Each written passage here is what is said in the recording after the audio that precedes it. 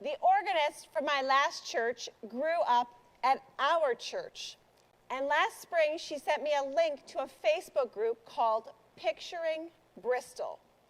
A photo of our meeting house had been posted, and so many people responded with wonderful comments celebrating how their lives have been touched by the ministry of the First Congregational Church.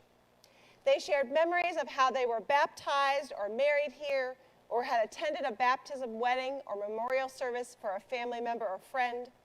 Two former church secretaries shared what a joy it was to work with our ministers. Most people, though, shared how they had wonderful memories of attending church school or Century Nursery School here. I, too, celebrate how the First Congregational Church has invested time, energy, and money into children's ministry through programs on Sunday mornings, through youth jazz musicals and choirs, and especially through Century Nursery School, which began 70 years ago as a play group and now provides quality preschool education to the community of Bristol. Quite a few adults in our community had their Christian faith journeys nurtured by a very large and outstanding team of church school volunteers led by the Reverend Aubrey Murphy for 21 years.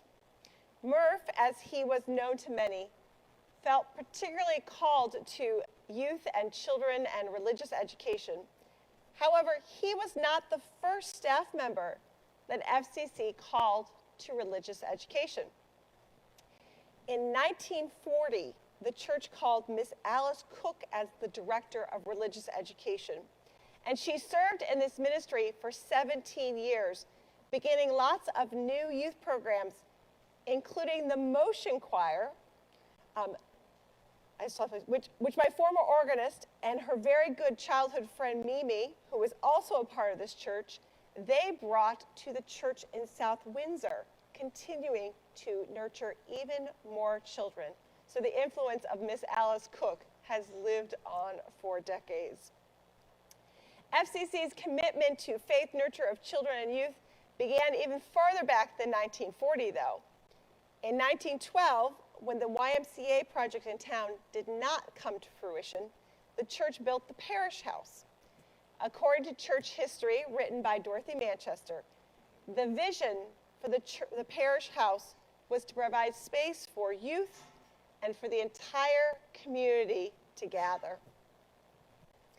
As we reflect on our past as a church community, the themes of nurturing Christian faith, especially that of children and youth, as well as serving the community, come up over and over again. Like in 1918, FCC used the parish house as a hospital during the Spanish flu pandemic. FCC's service to our community in a time of great need likely led to the 1921 founding of Bristol Hospital, which continues to serve the Bristol community 100 years later. And it just makes sense that being the first church in Bristol meant that our community was instrumental in the creation of many other firsts here in Bristol, like the first schoolhouse in 1754, and the first school for secondary education, which was called the Academy, and was located across the street from FCC's building, where the current Patterson School apartments are. Now, I appreciate that by 1825, when the Academy opened, FCC had already embraced the idea that when it came to serving our community, it was better done in partnership. And two members of the Bristol Baptist Church were invited to also be trustees. There are so many ministries to celebrate from our past. Some date back 275 years ago, and some happened in the not-so-distant past. Like this congregation, faithfully and boldly declaring ourselves open and affirming, welcoming of all people, regardless of our differences. This was an important statement in 2004, and as we continue to serve our community, it continues to be essential to say that here, in this faith community, You are welcome. You are important. You are loved just for who you are. The faithful conversations and work done around open and affirming, the commitment to welcoming all, that in time led to the United in Ministry safety and accessibility renovation.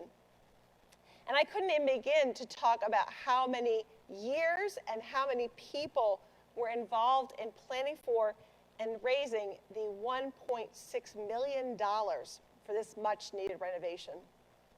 I continue to just be in awe of the generosity and dedication of this church community. In 2017, when it was completed, we knew that this renovation would be a blessing with the elevator, the atrium, the wide staircases, the accessible bathrooms.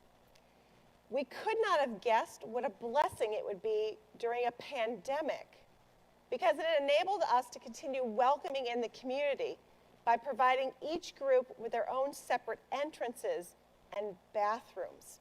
And welcome groups in we did, like Bristol Hospital, when their conference rooms were being used for patient rooms. We welcomed in 2 different Cub Scout packs that were not able to meet in their regular spaces.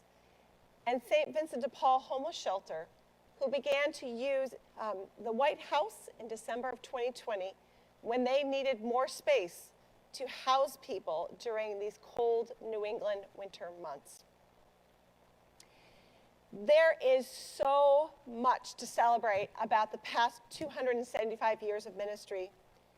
Out of all we have to celebrate, though, for me, perhaps the most important thing is that we are still here.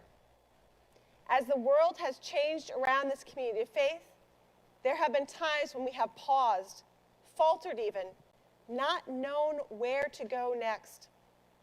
Every time, though, we have adapted and moved forward in faith, staying true to our purpose of serving the community and nurturing Christian faith lives. Through the independence of our country, through separation of church and state, through wars and economic upheavals, through 2 pandemics, through it all, we have continued to be the Church of Jesus Christ, following in his way, sharing the good news, and making the world a better place with God's love.